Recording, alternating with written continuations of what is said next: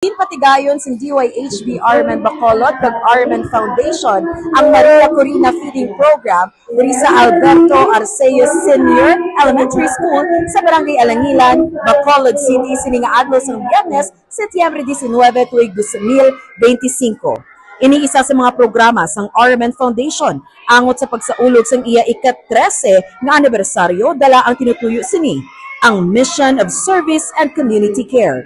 Mas sobra sa 370 ka mga estudyante halin sa kinder pakato sa grade 6 ang nakabaton sang pamahaw nga arroz caldo kag tinapay, may mansanas pa kag produkto sang ACS Manufacturing Corporation.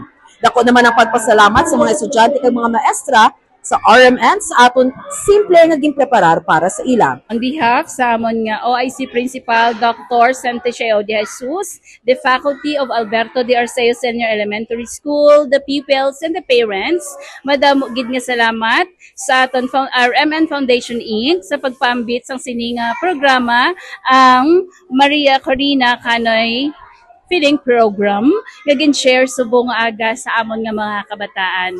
So kabay pa nga padayon ang pagbulig ninyo sa mga nagakinahanglan. God bless sa inyo nga program. Upod ang RMN Foundation kag DYHB RMN Bacolod sa sining hilikoton ang ACS Manufacturing Corporation, Unique Toothpaste kag Shield Bath Soap, subong man iban pa nga maalwan nga mga partners kag sponsors. Ang RMN Foundation amo ang corporate social responsibility arm sang Radio Mindanao Networks o kan RMN Incorporated. Kaupod ang bilog nga puwersa sang DYHB RMN Bacolod. Ako si Radio Man Nikki Magbanwa, Tatap RMN.